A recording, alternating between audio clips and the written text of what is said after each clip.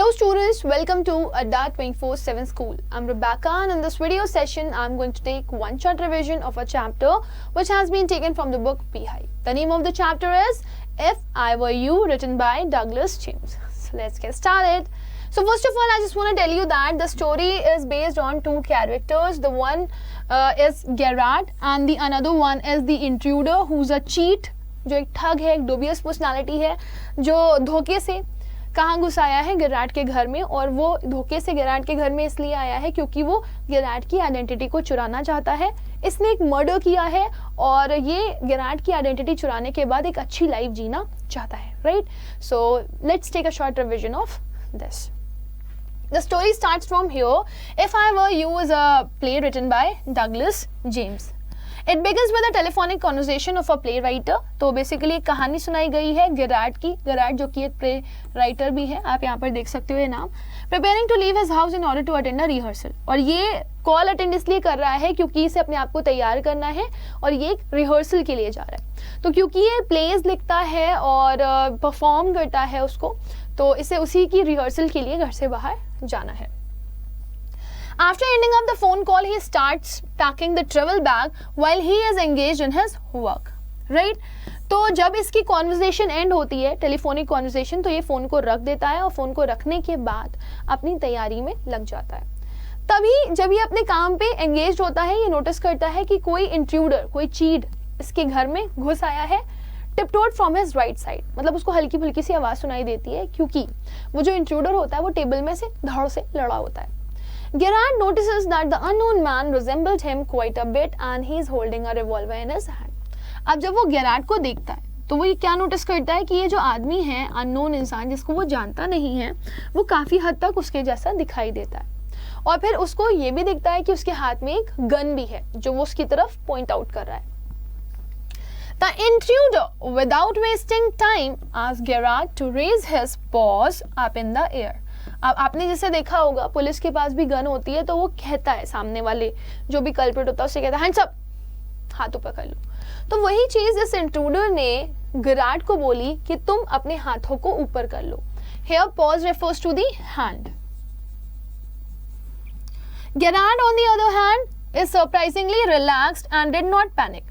Gerard actually में थोड़ा सा घबराया हुआ है, परेशान है, हैरान है, लेकिन वो अपने हाथों को ऊपर नहीं उठाता और घबराता भी नहीं है, वो बिल्कुल नहीं घबराता. He started chatting with the intruder and asked his name pleasantly.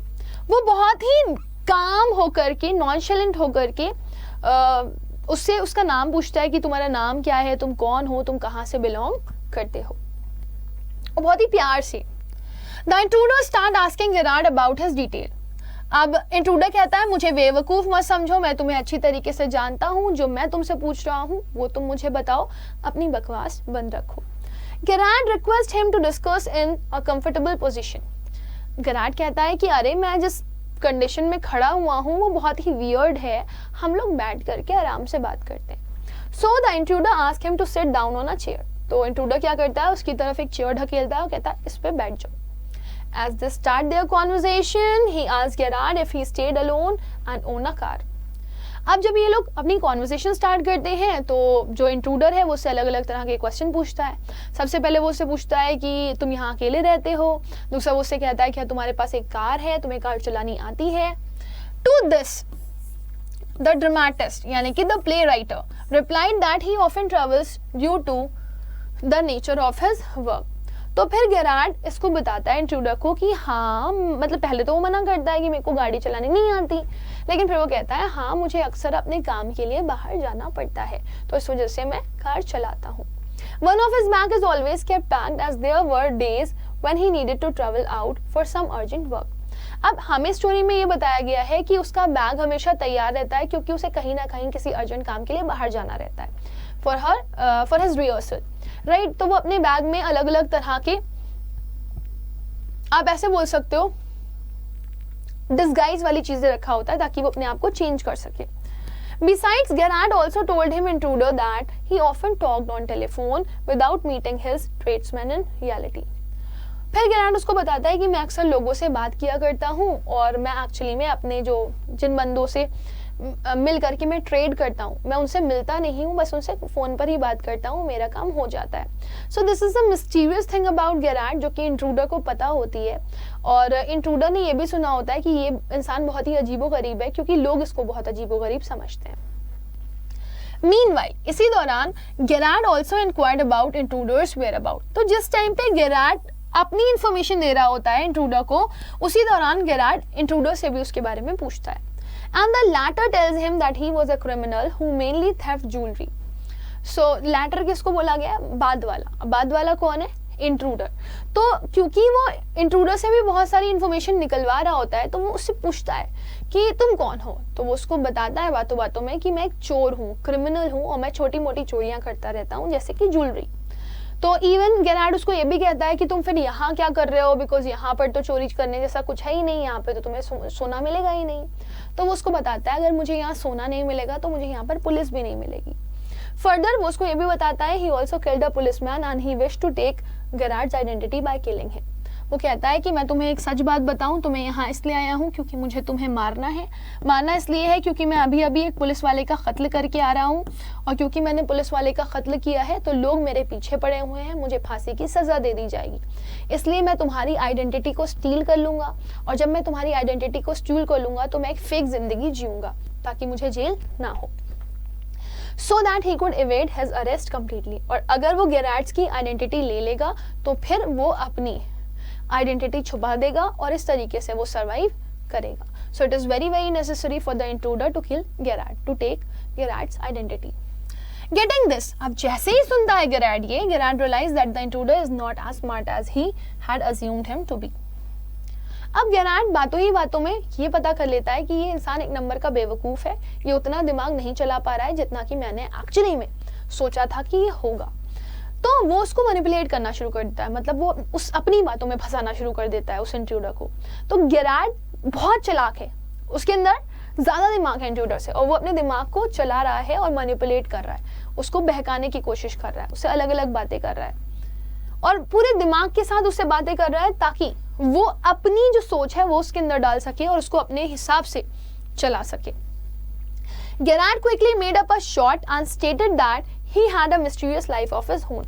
अब गेरार्ड मनगढ़ंत कहानी बनाता है और वो कहता है कि देखो, तुम अगर मेरी आइडेंटिटी चुरा लेते हो तो इससे तुम्हें कोई फायदा नहीं होगा, क्योंकि जेल तो तुम्हें तब भी जाना है, क्योंकि मैं भी एक नंबर का चोर उचक्का हूँ और मेरे पीछे भी पुलिस पड़ी हुई है।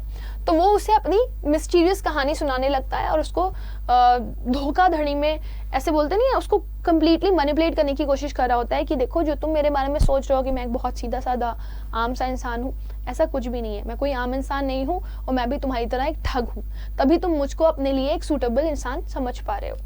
He convinced him to believe his words। अब नहीं चाहते हुए भी इंट्रूडर गेरार्ड की बातों का यकीन कर लेता है, and told the intruder that the police was also after Gerard for a murder। और वो उसको ये भी यकीन दिला देता है कि मैं भी एक मर्डरर हूँ और पुलिस मेरे पीछे भी पड़ी हुई है, तो मुझे मार के तुम्हारा क्या बिगड़ेगा, मुझे मार दो तुम, लेकिन उसके बाद भी तुम मेरी आइडेंटिटी लेने के बावजूद भी जेल जाओगे ना। if the intruder killed him, तो अब इंट्रूडर के पास एक परेशानी थी कि अगर उसने गलती से भी गेरार्ड को मार दिया, the police would anyway catch him, तभी भी पुलिस उसे पकड़ लेगी, on account of Gerard misdeeds, क्योंकि गेरार्ड ने भी उल्टी सीधी हरकतें की हैं, गलत काम किए हैं, मर्डर किया है, तो उसको लगा ये फायदे की डील नहीं होगी।